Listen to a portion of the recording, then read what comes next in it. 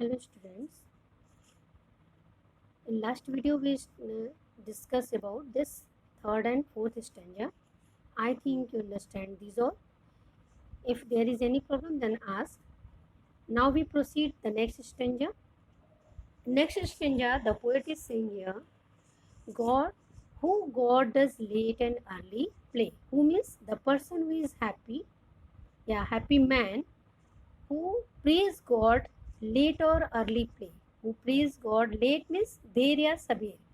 Late and early means देर या सवेर. तो the person who pray God early or late, more of his grace. What for he is praising? More for his grace. Grace means उसकी असीम अनुकंपा के लिए, उसकी mightiness के लिए, उसकी शक्ति के लिए हम उससे प्रार्थना करते हैं, उसकी सर्वशक्तिमान स्थिति के लिए हम उससे प्रार्थना करते हैं. तो the person who praise God for his greatness, the person who praise God for his greatness then gift to land. Then means किसकी तुलना में? कुछ मांगने की तुलना में. Gift means that asking for something, please God do this, please God give me this. So this type of gifts we are lending means we are request to grant. हम ईश्वर से प्रार्थना करते हैं कि वो मुझे प्रदान करें. तो ऐसे व्यक्ति जो ईश्वर की प्रार्थना किसी गिफ्ट को लेने के लिए नहीं, किसी चीज़ को पाने के लिए नहीं, बल्कि उसकी महानता के लिए करते हैं, तो the person is happy. Who entertain the harmless day with a well-chosen book of friend. The person who entertain, वह व्यक्ति जो आनंद उठाता है या आनंदित होता है. Who spend, जो अपना समय व्यतीत करता है. The harmless day, harmless means नुकसान रहित, जिसे नुकसान न पहुंचाया जाए, ऐसे दिनों को जो प्रयोग में लाता है. The person who spend his time in very good chosen book. किसके साथ? विथ गुड चूजन बुक, अच्छी चयनित किताबों के साथ, और फ्रेंड या मित्र के साथ. तो the person who is spend his time, most of his time या his harmless time, that can not be miss use his time. तो that his use his time in his friend या with his book, that is chosen very well qualified या well qualityful friends, that is a very happy man. Understand? This is very easy. And last stanza we discuss here, this man is free from servile band. servile band कहते हैं worldly pleasure को, जो सांसारिक बंधनों से मुक्त होता है, जिसको हम लोग कहते हैं दास्ता का जीवन. ये जीवन कैसा होता है? That is a desire for and longings, some ambition, these all things are combined together when we take birth. जब हम जन्म लेते हैं तो इस संसार में आते ही हमारे कई सारे हमारी ख्वाहिशें होती हैं, हमारी कुछ महत्वाकांक्षाएं होती हैं. तो this man is free from servile band, जो दास्ता के बंधनों से मुक्त होता है. कैसी दास्ता? अपने आकांक्षाओं की दास्ता. तो आकांक्षाओं का दास बनना नहीं है, हमें उस पर मालिक बनना है. As in second stanza the poet is saying here that we have to become the master of his own will.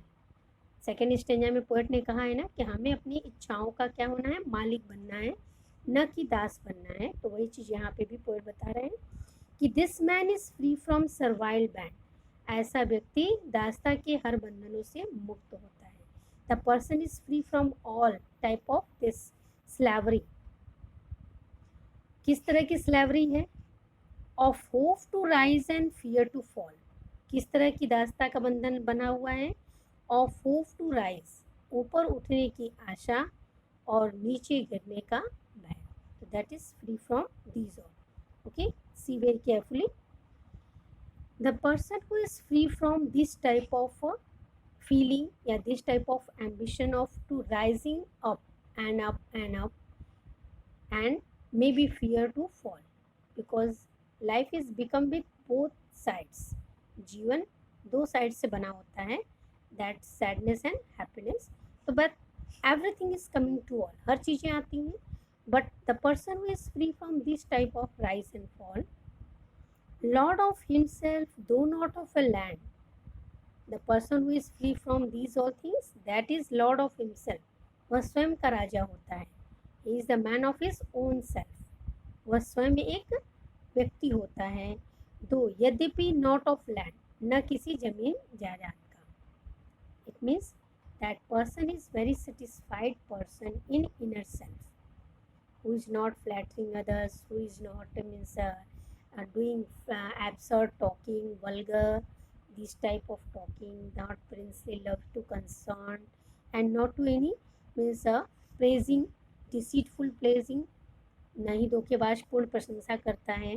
तो ऐसा व्यक्ति जो होता है, that is not of a land master, न कि वो एक लैंड लॉर्ड बन जाए बहुत, and he has not any inner quality else.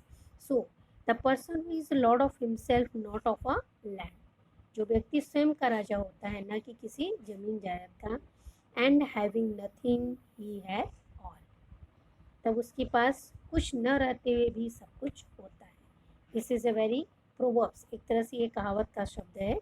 Having nothing he has all, बिना कुछ रहते हुए भी उसके पास सब कुछ होता है. तो the person who is thinking all these things, who is free from all that upper qualities. Go to upper qualities. First is he is not the servant of others' will, and his armor is his strong thought, means he has a strong thought and honest thought. Simple truth is his skill, and he is the master of his will, and every time he is prepared for that, and he is not concerned to this princely love and that worldly pleasure. Next, he is free from rumors. His conscience is strong. Retreat. These all things. He is not flattering to the people. He does not jealous to another people. Yeah, the person who is getting success, and who is not concerned to this state rules, but to the rules of goodness. And now he prays to God every time, not for learning something, but for his greatness. And he uses his time with his good friend and good boss. That person is free from all type of servile band. Servile band मतलब हर प्रकार की सांसारिक बंधनों से वो मुक्त होता है. ये बंधन कैसे हैं? ऊपर उठने या नीचे गिरने का भय उसे नहीं होता है. वो जीवन की हर परिस्थिति को फेस करने के लिए तैयार रहता है. He is ready to face every condition and circumstances of the life. Then he become the lord of himself, not for the so much property. He has not much property, but he is lord of himself with good qualities, with good conduct, with good character. Then he has everything without having anything. बिना कुछ रखे हुए भी उसके पास सब कुछ विद्यमान हो जाता है. So that is the full lesson, character of a happy life. You read all this very carefully and then understand this, and then ask if there is any question, then ask her. Okay, thank you students.